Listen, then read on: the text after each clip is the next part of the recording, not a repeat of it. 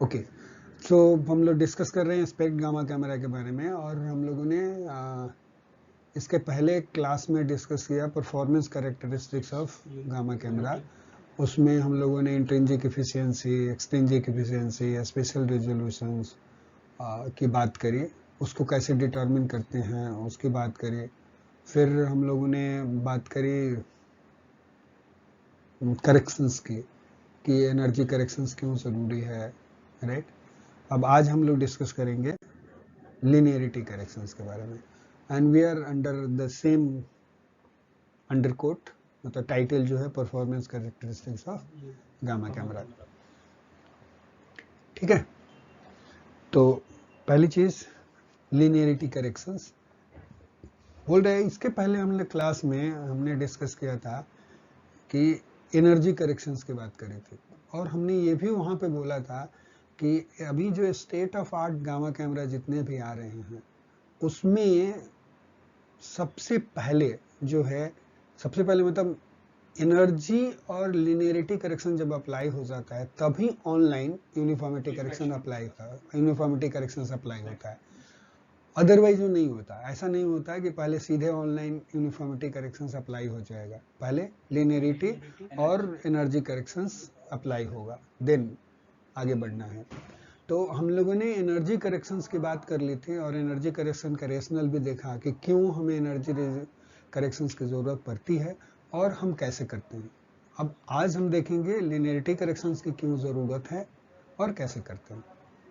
Okay, so energy corrections जो बोल रहा है it solves only part of root cause of non uniformity in the gamma camera. सिर्फ छोटा सा पार्ट जो है वो सॉल्व करता है नॉन यूनिफॉर्मिटी का जो रीजन जो है उसके रूट कॉज को रिमूव करने में सिर्फ एक पर्टिकुलर पॉइंट को सॉल्व कर रहा है। वो क्या है कि अराउंड द जो क्रिस्टल जो यूएफओ भी जो तुम्हारा है, यूजफुल फील्ड ऑफ व्यू जो है क्रिस्टल का एरिया है, वो वहाँ ईच स्पेशियल लोकेशन पे एनर्जी का रेस्पॉन्स सेम नहीं था, राइट। यदि हर पॉइंट पे एनर्जी सेम होता तो हमें एनर्जी करेक्शंस करने की जरूरत नहीं पड़ती। तो जो एनर्जी करेक्शंस में उसी रेस्पॉन्स को, जो spatial variations of energy response जो होता है in the useful field of view, वो वही पार्ट जो है वो एनर्जी करेक्शंस करेक्ट करता है। ओके, नाउ तो ये बोल रहे हैं कि only it solves only part of the root cause of non uniformity in the gamma camera. Point sensitivity experiments cited earlier showed that basic problem was due not only to the variation of photon detection efficiency, right, मतलब जो वहां पे जो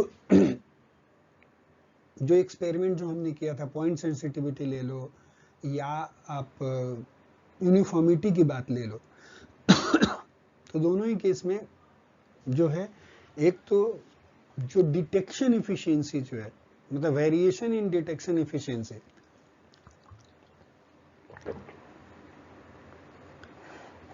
चूंकि crystal के हर point पे same energy के photon hit कर रहे थे, फिर भी लाइट सेम नहीं निकल रहा था, यही था ना। उसी के लिए एनर्जी करेक्शंस किया, यदि आपने पढ़ा होगा, देखा होगा पिछला लेक्चर को। तो उस केस में जो है इसी को बोलते हैं फोटोन डिटेक्शन की एफिशिएंसी, कि हर पॉइंट पे फोटोन डिटेक्शन की एफिशिएंसी सेम नहीं है, समझ गए। तो सिर्फ एक यही रीजन नहीं है, variation of photon detection efficiency, right, ये रीजन सिर्फ एक रीजन नहीं है, बट एक और रीजन है, but more so with the miss positioning of event. मतलब दोनों ही रीजन है, एक तो मिस पोजिशनिंग ऑफ इवेंट है कि वो जहां पे पोजीशन होना चाहिए वो एग्जैक्टली उस पोजीशन पे नहीं आ रहा है, और दूसरा रीजन है कि उसकी सेंसिटिविटी जो है वह फोटोन डिटेक्शन की एफिशिएंसी वो हर पॉइंट पे इनसाइड द यूएफओ सेम नहीं है, करेक्ट। तो एनर्जी करेक्शंस ने तो डिटेक्शन एफिशिएंसी की बात सॉल्व कर दी, या जो भी वेरिएशंस जो हो रहा था among the field of view में, कि जो लाइट का इमिशन जो था या एनर्जी रिस्पॉन्स सेम नहीं था, उसका प्रॉब्लम सॉल्व हो गया। लेकिन ये मिस पोजिशनिंग ऑफ इवेंट जो है, इसका प्रॉब्लम सॉल्व होगा लिनियरिटी करेक्शन से।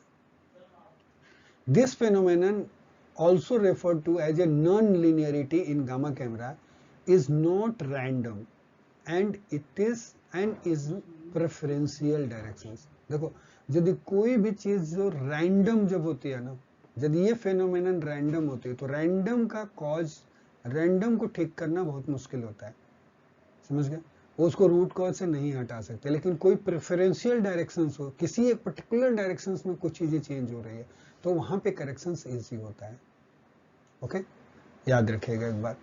If one designs gamma camera to achieve the best resolution attainable by using thin crystals and thin discrete section light pipes or no light pipes at all, यदि मान लो कि किसी ने gamma camera, ऐसा gamma camera design किया जिससे हमें best resolution जो अचीव हो सकता है वो अचीव कर लिया, वो कैसे करेगा?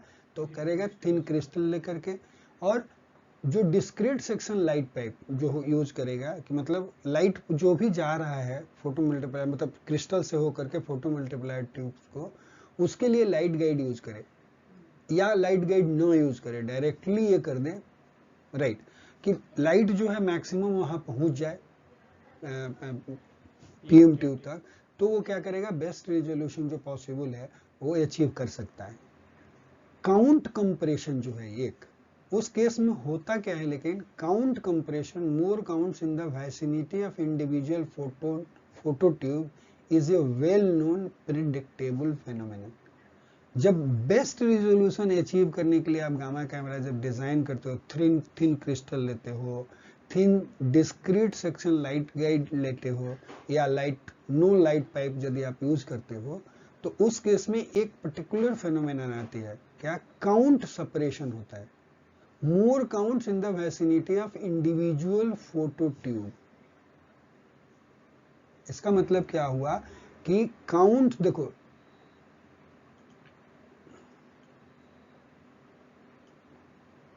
ये आपका यूएफओवी है, करेक्ट? अब यूएफओवी पे कभी आपने देखा है जब आप लोग कॉलीमीटर रिमूव करते हो तो वहां पे ना पीएम ट्यूब का उस पे ना साइन बना होता है कि यहाँ पे पीएम ट्यूब है, तो उसमें देखोगे तो पीएम ट्यूब का ना ऐसे ऐसे करके गोला या हेक्सागोनल अलग अलग जगह पे वो लगाया होगा, समझ? और ये पूरा का पूरा ऐसा नहीं है कि इधर से, मतलब आप मेरी बात समझ रहे हो? इस तरह के देखा आपने? अब यदि मान लो कि सर्कुलर पीएम ट्यूब होगा तो सर्कुलर होगा, राइट, और यदि हेक्सागोनल होगा तो यही हेक्सागोनल शेप में हो सकता है कि बनाया हो, राइट, हाँ, तो इस टाइप का पीएम ट्यूब का शेप जो है वो बनाया हो सकता है, राइट। तो ये बोल रहा है कि यदि ऐसा होता है, जब मान लो कि बेस्ट अटेनेबल रेजोल्यूशन यदि मिलेगा, तो उस केस में क्या होगा? काउंट सेपरेशन, काउंट कंप्रेशन, मतलब मोर काउंट कहां पे आता है? In the vicinity of individual photo tubes. मतलब काउंट जो होगा वो इधर की तरफ ज्यादा आएगा, मतलब बेसिकली ये क्या होता है कि काउंट जो होगा वो इधर, ये एक पीएम ट्यूब है, राइट, तो इसको इधर की तरफ आएगा, ये इधर की तरफ आएगा, और ऊपर से इधर की तरफ आएगा, मतलब इधर की तरफ यहां पे काउंट जो है ज्यादा होगा, समझ गए? इस एरिया में काउंट ज्यादा होता है, और जैसे से दूर जाओगे, राइट, तो काउंट्स कम होंगे। तो इसीलिए हमने उसमें एक और इफेक्ट भी बात करी थी, पिनकुशन और बैरल इफेक्ट, समझ गए? तो ये लीड करता है, समझिए, पिनकुशन एंड बैरल इफेक्ट की तरफ जाता है। तो वही बोल रहा है, काउंट कंप्रेशन जो होता है means more count in the vicinity of individual PM tube. तो इवेंट जो होगा वो इधर की तरफ ज्यादा होगा, जिधर पीएम ट्यूब का सेंटर होगा ना, उधर की तरफ ज्यादा काउंट्स दिखेंगे आपको इमेज, हाँ, इधर की तरफ आएगा, समझ गए? अब यही बोल रहा है कि it is a well known predictable phenomenon, ये ऐसा होता ही होता है, राइट। तो देखना अब क्या होगा इसके चलते। If these non-linearities could be mapped, right, यदि ये नॉन लिनियरिटी को मैप कर दिया जाए तो a set of correction factors could be generated. कि जैसे मान लो कि आप ऐसे समझ लो कि ऐसे ऐसे करके आगे शायद एक डायग्राम भी है कि ये लाइन है, समझ गए? लाइन की एक्टिविटी है तो ये क्या होगी, जिधर की तरफ PM2 इधर की तरफ बल्ज हो जाएगी, क्योंकि काउंट जो होगा इधर की तरफ शिफ्ट हो जाएगा, फोटो मल्टीप्लाइड जिधर है उधर की तरफ आ जाएगा। समझ गए? You got it? हाँ, अपनी तरफ खींचेगा। हाँ, काउंट जो होगा उधर की तरफ ही, फोटो मल्टीप्लायर ट्यूब जिधर होगा उधर की तरफ ही जाएगा, राइट? और ये जैसे मान लो कि जहाँ पे ये स्ट्रेट है, जहाँ पे बीच में गैप है, वो उधर की तरफ नहीं जाएगा। मान लो कि क्लोज इधर की तरफ एक आ गया, तो अब यहाँ का काउंट जो है इधर की तरफ ज्यादा शिफ्ट होएगा इन कंपेरिजन टू देयर, क्योंकि ये इसके क्लोज है। समझ गए? तो बोल रहा है कि इसी को मैप करना है बेसिकली, कि ये कितना शिफ्ट हो रहा है और किधर की तरफ जाएगी, क्योंकि फोटो मल्टीप्लायर ट्यूब तो एक फिक्स पैटर्न में अरेंज्ड है और वो तो बार बार चेंज होने वाले नहीं है। तो कोई भी लाइन का यदि हम मेजरमेंट लेंगे तो वो किधर की तरफ जाएगा उसका भी एक फिक्स पैटर्न होगा। समझ गए? किसी भी लाइन, किसी भी पॉइंट पर तुम मेजर करोगे तो हमें बेसिकली यही जानना है कि यहाँ से इधर की तरफ कितना शिफ्ट हो रहा है यदि लाइन पे, और नेक्स्ट पॉइंट पे ये कितना शिफ्ट हो रहा है। और यदि इसको पूरे मैट्रिक्स फॉर्म में लेकर के डेटा एक्वायर कर लिया जाए, समझ रहे? करेक्ट? तो हर पिक्सल पे यहाँ कितना कितना का शिफ्ट था वो कैलकुलेट हो जाएगा। आप समझ गए? हाँ, वो आगे और डायग्राम आएगा, शायद और क्लियर होगा। तो ये बोल रहा है, if this local non linearities could be mapped, a set of correction factors could be generated that would reposition the detected events to the true x and y location of the original photo interactions within the limits of intrinsic resolution of the gamma camera। तो intrinsic resolution of the gamma camera में क्या था, वो उसकी inherent capability थी कि वो एक अमाउंट ऑफ एरर देता ही देता था। मतलब 2 mm का यदि इंट्रिंजिक रेजोल्यूशन है तो 2 mm का तो एरर होएगा ही होएगा। आप समझ? तो 2 mm के with in the error of 2 mm ये पोजीशनिंग जो है, जो इस इफेक्ट के चलते जो शिफ्ट हो जा रहा है काउंट, उसको हम ठीक कर सकते हैं। लेकिन फिर भी जो ठीक होकर के आएगा वो 2 mm का एरर रहेगा। इसलिए यहाँ पे क्लियर लिखा कि with in the limit of intrinsic resolution of the gamma camera, लेकिन फिर भी हम ट्रू पोजीशंस को फिक्स कर सकते हैं। हमें पता है ऑलरेडी कि यहाँ का इवेंट इतना इधर की तरफ जा रहा है, तो उतना ही माइनस उठा करके उसको शिफ्ट कर देना है ताकि लाइन पे आ जाए। करेक्ट? ठीक है? देखो यहाँ पे दिखाया है फिगर 7.8, ये वाला फिगर जो है के आसपास, diagrammatic representation of exaggerated non linearities in 1 dimension. अब देखो ये लाइन जो है दिख रहा है, ये देख रहे हो, ये ऐसे की तरफ मूव करते जा रहा है, कोई भी लाइन ले लो, राइट? और ये लाइन जो डिस्टॉर्ट हुआ है वो सिर्फ उसी फेनोमेन के चलते कि यहाँ पे PM ट्यूब जो है इसके क्लोज में है, इसके चलते उसने काउंट को शिफ्ट कर दिया। समझे? तो इस तरह का नॉन लिनियरिटी जो है बनता है। तो ये 1 डायमेंशंस में दिखाया, इसी तरह से इस डायमेंशंस में भी हो सकता है नॉन लिनियरिटी, तो दोनों ही डायरेक्शंस में हो सकता है।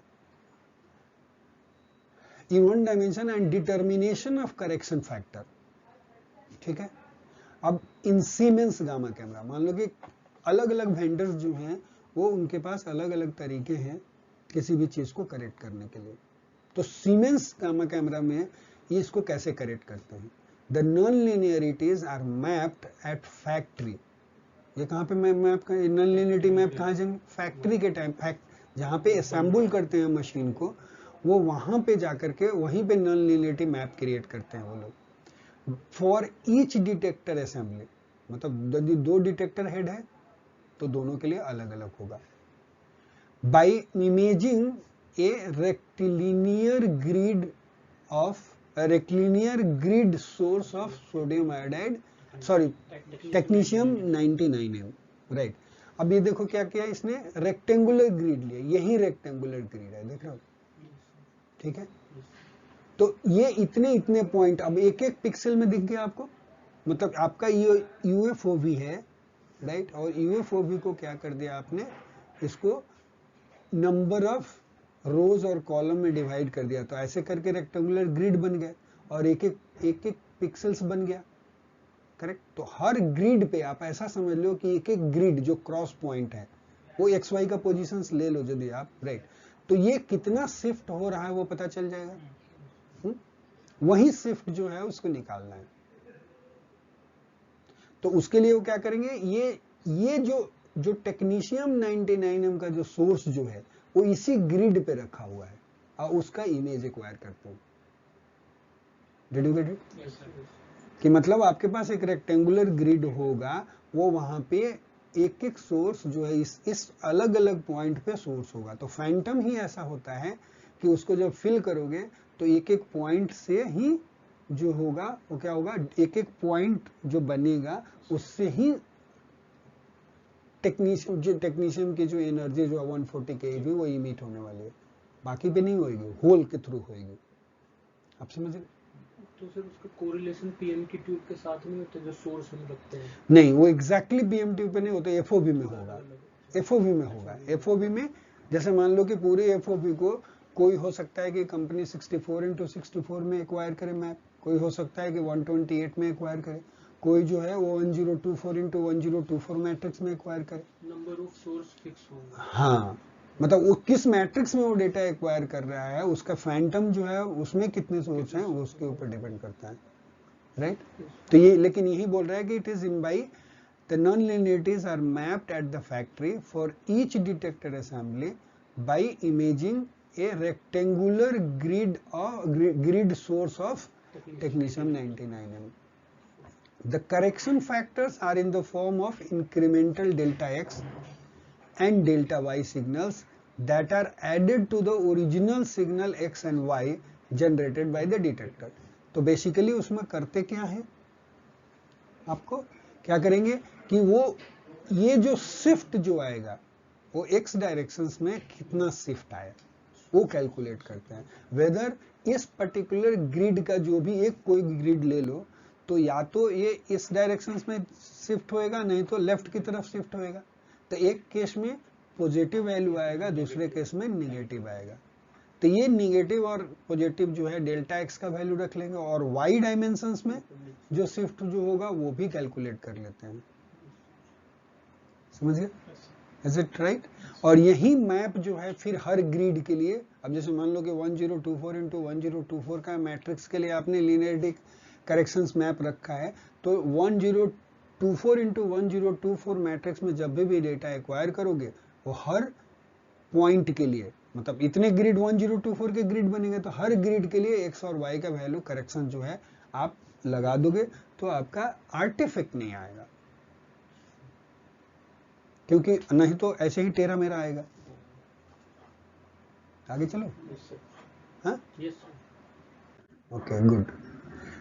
यहीं पे लिख देखो, the matrix of 64x64 correction factor is computed and stored at the factory. ये लोग जो कर रहे हैं सीमेंस वाले ने किस में किया, 64x64 में। हमारे समझ से जो ये वाला जो मशीन जो है तुम्हारा 51 वाला मेडिसो वाला में 1024x1024 का लिनियरिटी करेक्शंस किया था इन लोगों ने। इनका फैंटम भी ऑर्थोगोनल उधर फैंटम रखा भी हुआ है होल वाला, जिससे वो लिनियरिटी करेक्ट करते हैं। Okay, A matrix of 64x64 correction factor is computed and stored at the factory.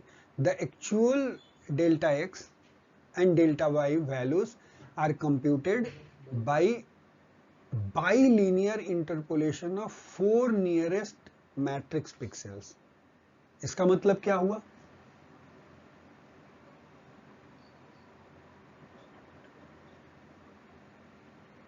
इसका मतलब ये हुआ, देखो 64x64 बोला मैट्रिक्स में के लिए कंप्यूट किया और हर वैल्यू के लिए डेल्टा एक्स और डेल्टा वाई ले रहा है, राइट। तो ये जो डेल्टा वाई और डेल्टा एक्स जो कंप्यूट कर रहा है वो उसमें बोला कि by linear interpolation method use कर रहा है। मतलब एक बीच के यदि पॉइंट्स कोई मिसिंग है, राइट, आप समझ रहे हो? I think no.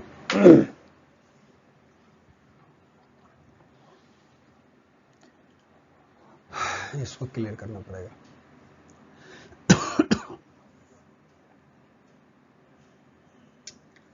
आप ऐसे समझ लो कि एक रो है ये, राइट, 64 इंटू 64 रोज है, तो 64 ऐसे तो लाइन होंगे ही होंगे, और इधर से भी 64 होंगे,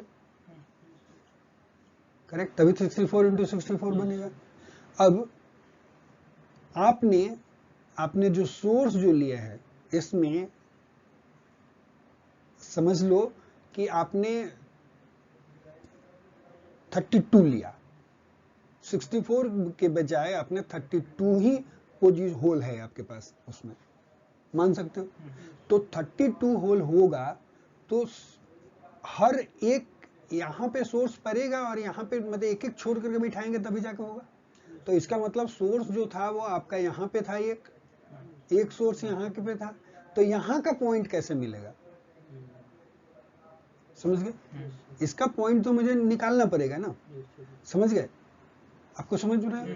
तो सोर्स जो होगा कोई जरूरी नहीं है कि 1024 का यदि मैट्रिक्स के लिए वो निकाल रहा है तो आपके पास 1024 मैट्रिक्स ही हो, उसमें होल्स फिक्स्ड होंगे, और उसी को आप 64 में भी करोगे, उसी को 128 में भी करोगे, तो बीच के जो पॉइंट जो होंगे वो कैसे निकलेंगे?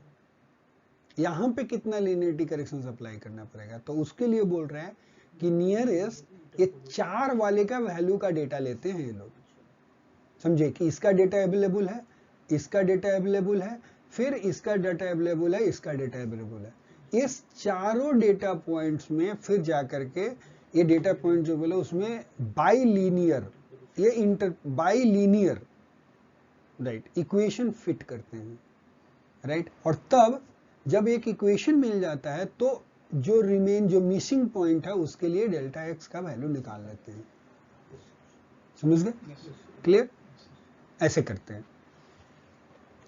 One inherent attractive feature of the linearity correction is the fact that the number of detected events is not altered. जब आप linearity corrections करते हो तो अच्छी बात क्या है कि कितने काउंट्स आए हैं वो नहीं चेंज होते, सिर्फ हम डेल्टा एक्स की बात करते हैं कि कितना शिफ्ट हुआ, कितना आगे इधर की तरफ गया और कितना मतलब अपोजिट डायरेक्शंस में गया, करेक्ट, लेफ्ट या राइट, करेक्ट, वही चीज निकालते हैं हम, काउंट्स को नहीं चेंज करते। Not altered, rather misplaced events are repositioned, तो जो मिसप्लेस्ड इवेंट जो थे उसको रिपोजिशंस करते हैं, उसको फिर सेंटर पे लेकर के आ जाते हैं, करेक्ट। जो पिछले वाले स्लाइड में भी मैं लाइन खींच करके ऐसे बता रहा था कि इधर की तरफ जितना शिफ्ट हुआ होगा बैक वापस लेकर के चले जाना है, अप्लाई करना है उसको, ठीक है? क्लियर? आगे चलो। अब ये था लीनियरिटी करेक्शंस की बात, लीनियरिटी करेक्शंस की बात खत्म हो गई, करेक्ट। अब आते हैं दूसरा चीज, बोल रहे हैं लेकिन अब चल रहा है वही पार्ट परफॉर्मेंस कैरेक्टरिस्टिक्स का ही, बट अभी सब हेडिंग्स में क्या आ गया हमें, automatic photo multiplied tube adjustment, मतलब फोटो मल्टीप्लाइड ट्यूब के का जो गेन जो है उसके ऑटोमेटिक एडजस्टमेंट की बात कर रहे हैं।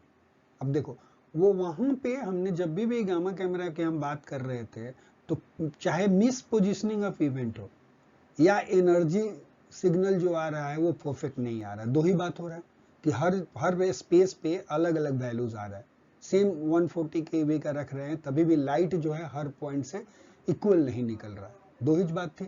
उसके चलते मिस पोजिशनिंग हो रही है, उसके चलते एनर्जी डिटर्मिनेशन ठीक नहीं हो रहा, उसी के चलते मिस पोजिशनिंग हो रही तो लीनियरिटी खराब हो रही है, तो उसके लिए लीनियरिटी खराब हो रही तो हमने लीनियरिटी करेक्शंस कर दिया, और लाइट सेम नहीं निकल रही थी हर पॉइंट से तो उसके लिए एनर्जी करेक्शंस कर दिया, राइट। तो ये दो काम तो कर दिया, लेकिन एक्चुअल कल्प्रिट कौन है?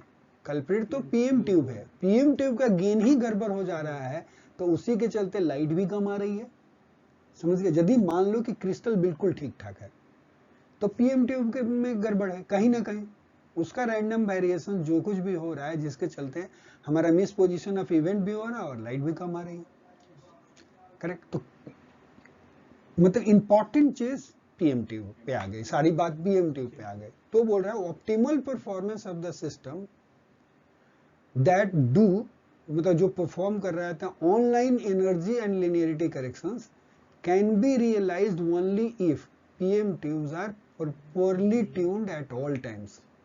ये एनर्जी करेक्शंस और आपका लीनियरिटी करेक्शंस तभी सक्सेसफुल होएगा जब पीएम ट्यूब जो हो हर समय पे प्रॉपरली ट्यून्ड हो। यदि उसकी ट्यूनिंग गड़बड़ हो जाएगी तो लीनियरिटी करेक्शन और एनर्जी करेक्शन जो भी करोगे तो उसका असर नहीं दिखेगा। Correct, fine. Methods to monitor PM tube gain. अब पीएम ट्यूब के गेन को मॉनिटर करने के लिए क्या क्या मेथड्स अवेलेबल हैं? कैसे पता चलेगा कि पीएम ट्यूब का गेन जो है वो स्टेबल है या नहीं? करेक्ट, तो उसके मेथड इंक्लूड क्या, कौन कौन से मेथड है? एक है कि pulsing external light source into the PM tube using light emitting diodes LED. मतलब एलईडी यूज कर लो और एलईडी के लाइट से आप लाइट को पल्सेट करो, मतलब एक बार ऑन करो ऑफ करो, ऑन करो ऑफ करो। तो ऑन करोगे तो पीएम ट्यूब तक लाइट पहुंचेगा और वही लाइट, सिंटिलेशन क्रिस्टल में भी तो लाइट ही आ रहा था ना, पीएम ट्यूब कैच कर रहा था, उसको इलेक्ट्रॉन में कन्वर्ट कर रहा था।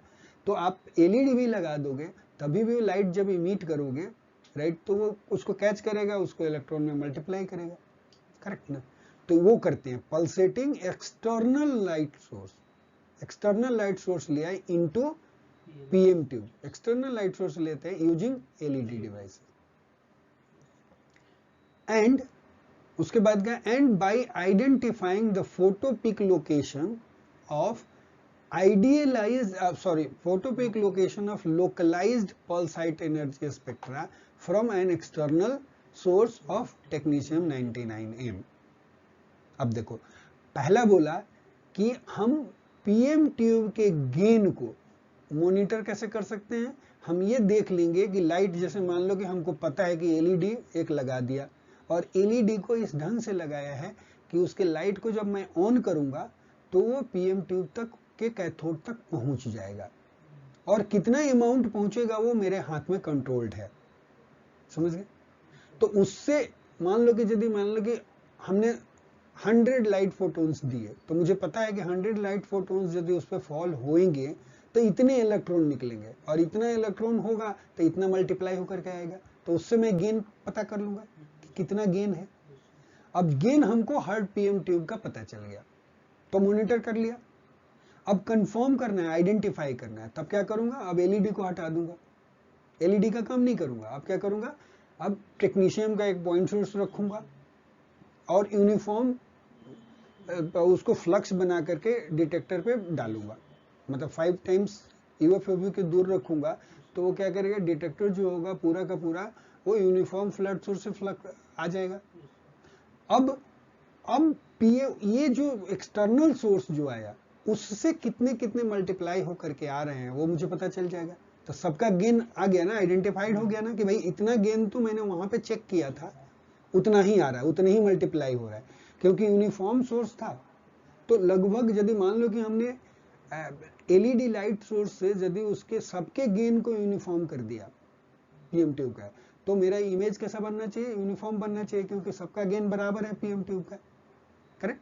तो यही बोल रहा है प्रोसेस क्या है, मेथड क्या है कि मॉनिटर करने का, कि एक एक्सटर्नल लाइट सोर्स चाहिए जो एलईडी से, उससे लाइट पीएम ट्यूब तक पहुंचाना है, वहां से आप मॉनिटर कर सकते हो कि उसका गेन कितना है।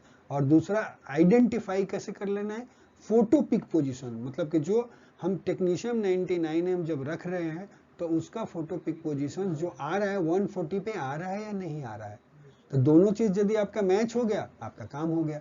क्यों? फोटो पिक यदि 140 पे नहीं आएगा सबका तो इसका मतलब अगेन पीएम ट्यूब का गेन में गड़बड़ है, क्योंकि पीएम ट्यूब का गेन के चलते ही तो लाइट कम और ज्यादा हो रही थी, इसीलिए स्पेक्ट्रम जो था वो ओवरलैप नहीं हो रहा था एक पीएम ट्यूब का दूसरे पीएम ट्यूब से।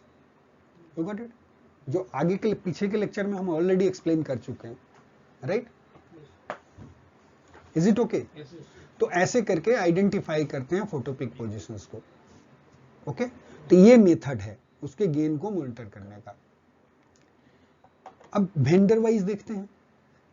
जीई इलेक्ट्रिक सिस्टम जो है, it was the first company जो है जिसने क्या दिया कि गामा कैमरा प्रोवाइड किया with automatic monitoring and adjustment of PM tube gain. इन्होंने सबसे पहले ये लगाया सिस्टम कि ऑटोमेटिकली पीएम ट्यूब का गेन जो होगा वो मॉनिटर भी होएगा और उसको एडजस्ट करके बराबर भी कर देगा। ओके, ये कैसे करते थे? The method used by general electric is called auto tune method. ठीक है, ऑटो ट्यून मेथड में इट यूजेज एलईडीज। यहां पे भी जैसे एक बोला कि एलईडी एक्सटर्नल सोर्स यूज करना है, that LEDs are attach to each PM tube, मतलब ईच ट्यूब के साथ एक एलईडी है जो इन्होंने जनरल इलेक्ट्रिक में जो बनाया था, such that the light from LED travels up the sides of the PM tube and is incident on the photo cathode। वो साइड से ट्रेवल करके फोटो कैथोड पे पड़ता है। इस ढंग से एलईडी को इन्होंने रखा था, और हर पीएम ट्यूब के लिए एक एलईडी, जितने पीएम ट्यूब उतने LED. Correct. The LEDs are pulse for 1 to 2 microsecond. उसको क्या करते हैं, 1 to 2 माइक्रोसेकंड के लिए ऑन करते, फिर 1 to 2 माइक्रोसेकंड ऑफ, मतलब ये of and on. that's what it is pulsed for 1 to 2 microsecond. The light collected for each PM tube from the LED on the tube and its 6 closest neighborhood। अब क्या किया इसने, देखो कि light जो है ईच पीएम ट्यूब का collect कर लिया, कहां से, from LED of that tube, मतलब जिसका एलईडी था उसका, अब प्लस उसके सराउंडिंग में जो 6 थे उनका भी लाइट ले लेते हैं ये लोग। ठीक है, लाइट कलेक्ट कर लिया। The LEDs are temperature compensated. LED जो यूज किया था वो टेम्परेचर कंपनसेटेड एलईडीज थे। क्यों? क्योंकि it is in order to minimize the variation in light output with the temperature. नहीं तो टेम्परेचर बढ़ता तो लाइट बढ़ जाती, समझिए, तो फिर गड़बड़ होता। तो इसलिए उन्होंने क्या किया कि टेम्परेचर का इफेक्ट ना हो, तो इसलिए एलईडी जो लगाया था वो कैसा था, इट वाज टेम्परेचर कंपनसेटेड था। एक्सेप्ट फॉर टेम्परेचर डिपेंडेंसी, मतलब यदि टेम्परेचर के डिपेंडेंस की बात छोड़ दी जाए तो LED exhibit approximately 10 times better stability over their expected life times than do the PM tube. मतलब जो पीएम ट्यूब का लाइफ टाइम है उससे 10 गुना लाइफ टाइम एलईडी का है, तो मतलब वो खराब नहीं होता, समझ गए। सिर्फ टेम्परेचर डिपेंडेंसी की बात होती है, तो इसलिए उन्होंने क्या किया था कि टेम्परेचर कंपनसेटेड लगाया है, लेकिन फिर भी थोड़ा बहुत तो होता ही है, मतलब ये तो मान के चलना है। Okay, the result is constant light output to each PM tube for LED pulse आएगा, क्योंकि टेम्परेचर कंपनसेटेड हो गया तो कांस्टेंट लाइट आउटपुट आने लगा। तो ये बोल रहा है कि कांस्टेंट लाइट आउटपुट आएगा to each PM tube for LED pulse, मतलब एक पल्स जितने भी, मतलब मान लो कि आपने 10 पल्स डाले तो 10 का एवरेज जब निकालोगे तो एक पल्स के लिए वो कांस्टेंट होता है values over period of time that is long compared with the life time of the PM tube naturally. मतलब ये कांस्टेंट लाइट आउटपुट जो भी ये जो प्रोवाइड करता है that was the constant over the time. मतलब ये नहीं है कि जितना दिन तक पीएम ट्यूब चलेगा, वही बोला 10 टाइम्स उसका ज्यादा लाइफ टाइम है, तो ये पहले खराब नहीं होने वाला है। दैट इज इंश्योर्ड कि लाइट जो निकल रहा है एलईडी से वो कांस्टेंट लाइट आउटपुट आएगा, राइट, और उससे वो कैलिब्रेट हो जाएगा, पीएम ट्यूब गेन हो जाएगा। इस टाइप का उन्होंने सिस्टम डेवलप किया था। The output charge is integrated over a few LED pulses. वो क्या करते थे कि जो बोला कि 1 to 2 माइक्रोसेकंड का एलईडी पल्स डालते थे, राइट, और जो आउटपुट जो आएगा, अब कब मेजर करना है, तो फ्यू पल्स के बाद, मतलब सिर्फ एक एक पल्स पे नहीं, उसको चार्ज को इंटीग्रेट करना है, मतलब जितने इलेक्ट्रॉन का मल्टीप्लिकेशन होगा वहां पे वोल्टेज ड्रॉप कराना है, लेकिन टोटल चार्ज कितना होगा it will depends on the few LED pulses. Then convert to the voltage, उसके बाद वो वोल्टेज में कन्वर्ट करते, which is compared with the reference voltage. अब जो वोल्टेज डेवलप होगा उसको रेफरेंस वोल्टेज से कंपेयर करना है। If A given PM tube output differs from reference voltage bye more than A pre determined amount, यदि किसी पीएम ट्यूब का जो भी आउटपुट जो आ रहा है वो यदि रेफरेंस वोल्टेज से ज्यादा है, N automatic gain adjustment is made for that tube, तब उस ट्यूब के लिए ऑटोमेटिक गेन एडजस्टमेंट करना है। सो इसमें क्या बोला, देखो आप एक बार और रिकैप करते हैं। पहले क्या किया कि एलईडीज लगाया, ईच पीएम ट्यूब के साथ एक एलईडी, करेक्ट। उस एलईडी को इस ढंग से रखा कि लाइट जो है उसके साइड से होकर के फोटो कैथोड तक पहुंच जाए, राइट। एलईडी का बोला कि वो काफी स्टेबल कांस्टेंट लाइट आउटपुट देता है, और एलईडी की लाइफ टाइम जो है 10 टाइम्स ज्यादा है पीएम ट्यूब से। तो पूरी लाइफ टाइम तक जो एलईडी जो होगा, जितने दिन तक फोटो मल्टीप्लाई ट्यूब काम करेगा उतने दिन तक एलईडी जो होगा कांस्टेंट लाइट आउटपुट ही देगा। अब एलईडी को क्या करते हैं, पल्स के रूप में यूज करते हैं। 1 से 2 माइक्रोसेकंड का पल्स डालते हैं, और ऐसा करके फ्यू पल्सेस डालते हैं। लाइक मान लो कि आपने 10 पल्स ले लिया ऐसा करके, और 10 पल्स का फिर मान लो चार्ज जो है इंटीग्रेट करके देख लिया कि कितना चार्ज डेवलप हुआ, उस चार्ज को फिर वोल्टेज में कन्वर्ट कर दिया, राइट। तो जो भी वोल्टेज आए उसको रेफरेंस वोल्टेज से कंपेयर करना है।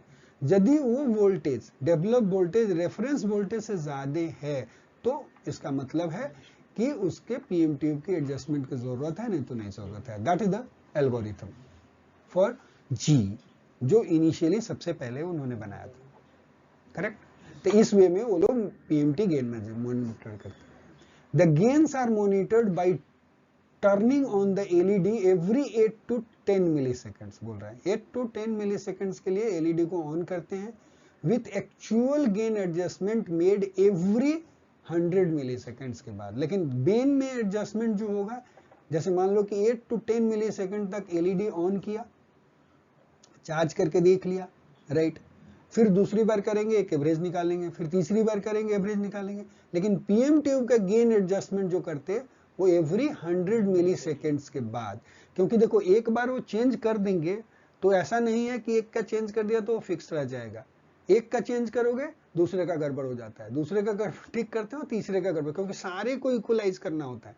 आप लोग देखना कभी जी वाले चाहे कोई भी कंपनी वाला, जब भी यूनिफॉर्मिटी आपकी खराब होती है तो जब भी सर्विस इंजीनियर आता है तो देखो कैसे कैलिब्रेट करता है, वो सारी चीज आपको दिखेगी उस मॉनिटर पे कि कैसे कैसे चेंजेस हो रहे हैं, क्या हो रहा है। यू विल लर्न मच, मतलब आप कंसेप्चुअलाइज, आपके कॉन्सेप्ट बहुत क्लियर हो जाएंगे जब अब वहां पे बैठ के देखोगे, समझने की कोशिश करोगे तो। यू गॉट इट, ठीक है। तो gains are monitored by turning on the LEDs every 8 to 10 milliseconds with actual gain adjustment made every 100 milliseconds के बाद। If a tube cannot be brought into adjustment, मान लो कि कोई पीएम ट्यूब का adjustment नहीं हो पाया है by automatic feedback circuit, तो क्या करेगा, वार्निंग लाइट सिग्नल्स, जो सिस्टम जो है एक वार्निंग सिग्नल देगा और वो इंडिकेट करेगा कि ये ऑटो ट्यून फेलियर हो गया, मतलब ऑटो ट्यून से नहीं हो सकता, ये मेथड अब काम नहीं कर रहा है। आपको सर्विस वाले को बुलाओ, वो अपना दूसरा मेथड यूज करेगा और उसको करने की कोशिश करेगा। तो ये तो ऑटोमेटिक है, बस आपके पास कंट्रोल पे होगा कि ऑटो ट्यून करना है कि नहीं। ऑटो ट्यून क्लिक करोगे ये प्रोसेस शुरू हो जाएगा, और क्या प्रोसेस हो रहा है वो हमने एक्सप्लेन करते हैं, करेक्ट। अनदर वेंडर, एक एलसिंट होता था पहले, एक एलसिंट का कैमरा आता था, वो जो हाइफा इजराइल से बनता था उस समय पे। उसके बाद जी ने उसको खरीद लिया।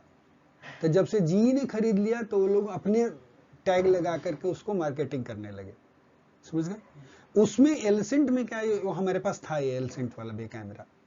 एलसिंट में क्या करते थे उस समय पे, उसमें एक सिंगल लाइट सोर्स यूज होता है।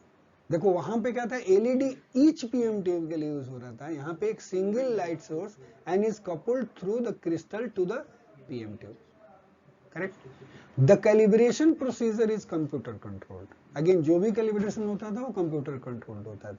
The light source is switched on and stabilized and the output of each PM tube is compared with the reference end। मतलब यहां पर भी प्रोसेस वैसा ही है, समझ गए रफली। क्या किया, कैलिब्रेशन जो है कंप्यूटर कंट्रोल्ड है, लाइट सोर्स को स्विच ऑन किया एंड स्टेबलाइज होने के लिए छोड़ दिया कुछ देर तक, राइट। आउटपुट जो है, अब हर पीएम ट्यूब का आउटपुट जो है वो जाकर के कंपेयर कर रहा है किससे, रेफरेंस सिग्नल से।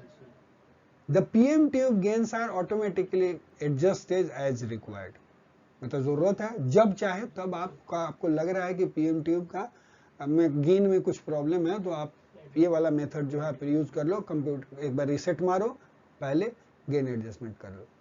वो फैसिलिटी थी, आपको कोई सोर्स नहीं चाहिए, कुछ नहीं, सिर्फ आप बटन दबाओ, वो अपने ऑटो कर लेगा। ठीक, the entire calibration process including energy, linearity and PN tube gain adjustment takes 15 seconds on the current model। उस समय में 15 सेकंड में हो जाता था।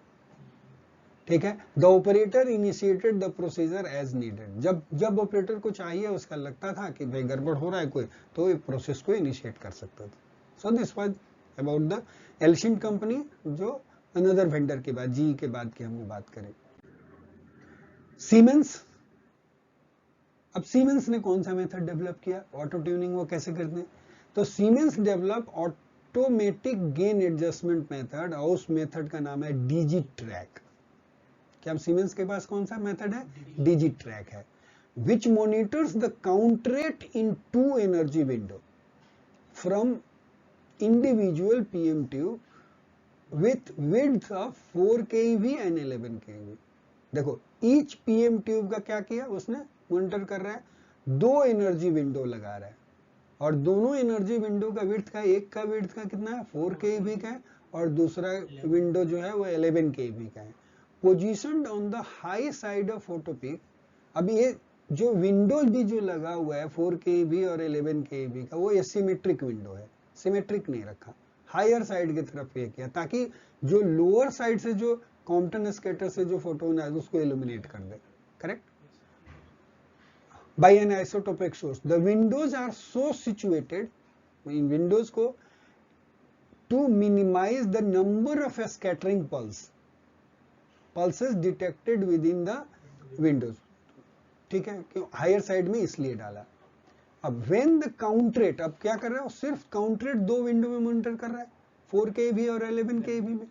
when the count rates through the 2 windows are within a predetermined ratio, उनके पास भी एक रेशियो था दोनों के, यदि उस रेशियो में बोल रहा है कि are within the predetermined ratio, उस रेशियो के अंदर है, तो the PM tube is properly tuned.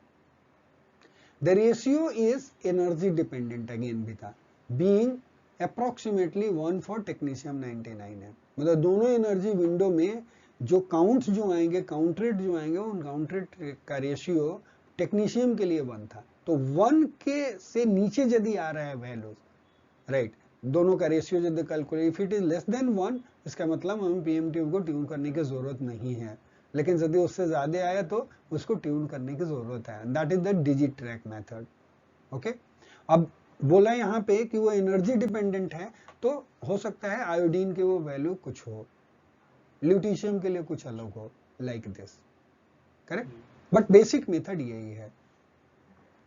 Advantage क्या है डिजिट्रैक मेथड का, is that no light source is required inside the detector assembly। यहाँ पे कोई लाइट सोर्स की जरूरत नहीं, सीधे आप सोर्स रखो, 2 विंडो में आपने मेजर कर दिया, उसके रेशियो को देख लिया, और रेशियो जो है, रेशियो को देख करके आपने क्या कर लिया कि रेशियो देखा, और रेशियो के बेसिस पे डिसाइड कर लिया कि इसके पीएम ट्यूब के गेन के एडजस्टमेंट की जरूरत है या नहीं है।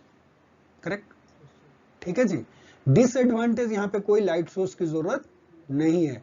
एल्सिंट वाले में, जी वाले में एक अलग एलईडी लगा हुआ था, किसी में एक और किसी में जितने पीएम ट्यूब उतने एलईडीज थे।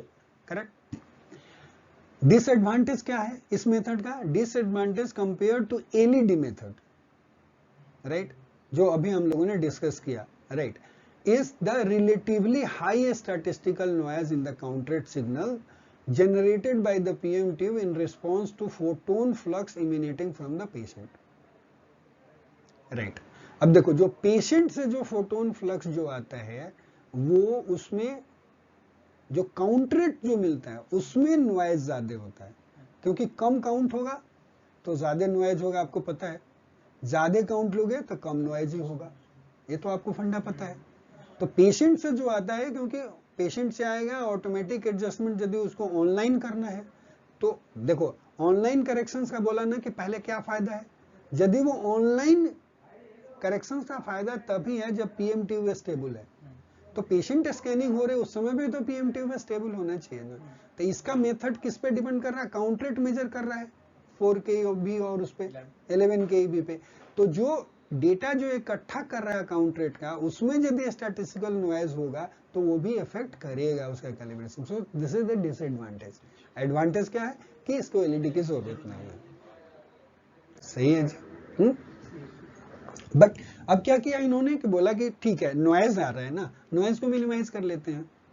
तो to minimize the effect of noise ये क्या करते हैं, a particular PMT high voltage is readjusted only. High voltage को तब भी रीएडजस्ट करते हैं एक पर्टिकुलर पीएम ट्यूब के वोल्टेज को when some of counts through the two windows in the vicinity of the tube exceeds 16,000। तो उन्होंने बोला कि यदि 16,000 से ज्यादा आएगा काउंट दोनों विंडो में, वही बोला ना, the sum of counts through two windows in the vicinity of that tube, right. यदि 16,000 से एबव जा रहा है तो उसको रीएडजस्ट करने की जरूरत है, नहीं तो नहीं करना। वहां रेशियो नहीं ले रहा, वहां टोटल काउंट ले रहा है। Okay. Periodically, the user requires flood data, which are used to apply gain correction procedure iteratively and recalculate new energy corrections map। तो आप यूजर जो है वो फ्लड इमेज एक्वायर करके वो नया मैट्रिक्स करेक्शन मैट्रिक्स जो है वो जनरेट कर सकता है पीएम ट्यूब के लिए। The advantage of Digitrack method cited by the Siemens is the elimination of the effects of temperature sensitive LED। वो बोला कि ठीक है आपने बोल दिया कि टेम्परेचर कंपनसेटेड आपने लगाया, लेकिन ऐसा नहीं है कि बिल्कुल रोबोस्ट है, हम वो काम ही नहीं कर रहे। हमको टेम्परेचर सेंसिटिव जो है एलईडी हमारे पास है ही नहीं। तो ये तो मेरा बहुत बड़ा एडवांटेज है जी, which presents a potential problem if not properly compensated। वही वाली बात उन्होंने बोला compensated, लेकिन यदि properly compensated नहीं है तो उसका असर आएगा। ओके। तीसरी कंपनी सीमेंस के बाद एडैक करके एक आती है। अभी तो मेजर प्लेयर फिलिप्स जी, सीमेंस और ये हैं मेडिशो, अब दूसरा भी यूनाइटेड इमेजिंग, इस तरह के जो आते रहेंगे जाते रहेंगे। लेकिन टेक्निक, कितनी तरह की टेक्निक्स अवेलेबल है एडजस्टमेंट की, तो ये काम आएगा। पहले एडैक आता था एक, तो एडैक ने क्या बनाया, एडैक जो था वो it is called P corrections, कोई एक मेथड उन्होंने बनाया which adjust the amplification of each photo multiplier tube amplifier combinations. वो क्या करते हैं कि फोटो मल्टीप्लायर ट्यूब से फिर प्री एम्पलीफायर को सिग्नल जाता है, तो प्री एम्पलीफायर के बाद जो सिग्नल जो जा रहा है उसी को करेक्ट करते थे, to correct for the drift owing to PMT aging and other causes of long-term instabilities। तो ये P corrections जो है इन्होंने जो मेथड डेवलप किया, क्योंकि विथ टाइम PM ट्यूब की एजिंग होएगी, जब एजिंग होएगी तो उसके परफॉर्मेंस डिग्रेड होंगे और लॉन्ग टर्म इनस्टेबिलिटी के जो भी कॉजेज हैं उसको encounter, other causes of long term instabilities जो इनस्टेबल रिजल्ट देता है, मतलब आपकी यूनिफॉर्मिटी को खराब कर सकता है, उसके लिए उन्होंने करेक्शन मैट्रिक्स बनाया। Right. The correction factors are originally generated at the factory, again ये लोग भी फैक्ट्री से, but can be reestablish at any time in the field. मतलब एडैक में भी आप सर्विस इंजीनियर उसको कर सकता है। उसका नाम जो है पी करेक्शंस दिया है, और जो सिर्फ पीएम ट्यूब के एजिंग के इफेक्ट को देखता है और अदर लॉन्ग टर्म इनस्टेबिलिटी जो आ रही है उसको इनकाउंटर करने के लिए बनाया इन्होंने। ठीक है। द रिकैलिब्रेशन प्रोसेस जो है इनके वो क्या है, ऑटोमेटिक है एंड माइक्रो प्रोसेसर कंट्रोल्ड है एडैक में। द कॉलिमेटर इज एक्सचेंज्ड, उसमें करते क्या है लोग, रिकैलिब्रेशन करना होता है तो collimator is exchange for a calibration plate. Collimator की जगह क्या लगाते हैं, एक कैलिब्रेशन प्लेट लगाते हैं with one hole for each PM tube. अब हर पीएम ट्यूब के लिए एक होल है, और उस होल से उसको एक पीएम ट्यूब को ये लोग एक्सपोज करते हैं। 99 technetium point source is used, हर होल में आप पॉइंट सोर्स डाल दोगे, right. The photo peak location is determine, अब हर पीएम ट्यूब के लिए फोटो पिक लोकेशंस डिटरमिन हो गया, तो वहां से एनर्जी करेक्शंस हो जाएगा, कितना शिफ्ट आ जाएगा, राइट। लाइट मिल जाएगा तो लिनियरिटी भी हो जाएगा, एक्स वाई पोजीशन का मिल जाएगा, and compared with the initial calibration location for each PM tube, मतलब जब फैक्ट्री में जो आया था उससे वो कंपेयर करके फिर एडजस्ट करते हो अपना। The correction factors are generated from the difference, उसी डिफरेंस से जनरेट, मतलब किसी डिफरेंस जो फैक्ट्री वाला के टाइम पे था वो और अब पीएम ट्यूब का गेन क्या है, राइट, उससे कंपेयर करके लो निकालते हैं। The procedure takes around 30 minutes. According to ADAC, the accuracy of the corrected peak position is within 1%. So very good, basically. All major gamma camera manufacturers have adopted energy and linearity corrections approach with automatic PMT gain adjustment. आज के तारीख में सारे gamma camera manufacturer के पास energy और linearity corrections को ठीक करने के लिए वो लोग क्या करते हैं, ऑटोमेटिक पीएमटी गेन एडजस्टमेंट की फैसिलिटी है उनमें दी हुई। In some products the energy and linearity correction factors are updatable, मतलब अपडेट कर सकते हो in the field by the user, या तो यूजर कर सकता है या कंपनी सर्विस पर्सनल्स, वो डिपेंड करता है कि उन्होंने कौन सी फैसिलिटी यूजर को दी है कि नहीं दी है, राइट, या सिर्फ कंपनी पर्सनल ही कर सकता है। मोटा मोटी यदि आप स्पेसिफिक की बात नहीं करते हो, समझ गए, स्पेसिफिसिटी की बात नहीं कि इस कंपनी ने ऐसे किया है, जैसे हमने वहां पे डिस्कस किया कि एडैक ने कैसे किया, जी ने कैसे किया, एलसिंट ने कैसे किया और सीमेंस ने कैसे किया, 4 के एग्जाम्पल और चारों में डिफरेंसेस आपने देखे। बट एक जनरल ब्रॉड किसी को लिखना हो कि ऑटोमेटिक पीएम ट्यूब एडजस्टमेंट का तरीका क्या है, तो तरीका ये है। तरीका क्या है, यहाँ पे देखो कि अनकरेक्टेड जो एनालॉग सिग्नल जो होता है, जो भी आया पीएम ट्यूब से, वो एक्स वाई सिग्नल आएगा, और एक्स वाई का सारे को जोड़ दोगे तो जेड बन जाएगा, यही है। अब इसको क्या करते हैं कि एक्स वाले सिग्नल को analog to digital converter digitize कर देते हैं, ठीक है, वाई वाले को भी डिजिटाइज करते हैं। अब देखो एक्स वाले पे ध्यान देना है, एक्स वाले को डिजिटाइज किया, राइट, अब ये देखो ये कहाँ पे आ रहा है, यहाँ पे, उससे क्या कर लिया इसने, एक्स वाले को डिजिटाइज करके लिनियरिटी मैप बना लिया, वाई वाले को भी डिजिटाइज करके देखो लिनियरिटी मैप बना लिया, करेक्ट, एक्स वाले को भी डिजिटाइज करके देखो एनर्जी मैप में गया, और इसका भी एनर्जी मैप में गया, क्योंकि उसको जोड़ना ही था सारे को, लेकिन डिजिटाइज करने के बाद जोड़ा उसने। अब देखो जो लिनियरिटी मैप जो आया, लिनियरिटी मैप जब बन गया तो हमें क्या मिल गया कि डेल्टा एक्स का वैल्यू मिल गया कि कितना इंक्रीमेंट एक्स में जोड़ना है या घटाना है, और वाई में कितना जोड़ना है वो घटाना है। तो यहाँ से डेल्टा एक्स जो है एक्स प्लस डेल्टा में चला गया, यहाँ पे वाई वाला में वाई प्लस डेल्टा वाई में चला गया। तो ये दोनों जोड़ के एक्स प्लस डेल्टा एक्स मिल करके जो भी सिग्नल आया उस डिजिटल को एनालॉग में कन्वर्ट कर दिया। So digital to analog conversion होकर के एक्स बन गया, ठीक है। उसी तरह से डिजिटल टू एनालॉग कन्वर्जन करके वाई बन गया, और जब एनालॉग में आ गया तो यहाँ पे सीआरटी फॉर्मेटर है, कंप्यूटर है, वहां पे जाके स्टोर कर लो, कंप्यूटर पे डिस्प्ले कर दो डेटा को कि एक्स वाई पोजीशन जोड़ ले कहाँ पे है, ठीक है जी। उसी तरह से जेड सिग्नल को डिजिटाइज किया, और ये एनर्जी मैप से जो डेल्टा जेड जो मिला था वो उसको जोड़ दिया, फिर फाइनली डिजिटल टू एनालॉग कर दिया, और उसके बाद पीएचए पे लेके गए। याद रखना सभी करेक्शंस हमने आगे जो पढ़ाया भी था एनर्जी करेक्शंस के बाद, वो बोला पीएचए के पहले ही होता है। इसमें क्या, यहाँ भी पीएचए के पहले हो रहा है, यहाँ पहले हो सारा करेक्शन सप्लाई होकर के देन पीएचए में जाता है, और पीएचए से जब ओके हो गया, गेट है ओके होएगा, तभी जाके एक्स वाई जो है वो रिस्टोर्ड होएगा। So this is the process, okay, clear.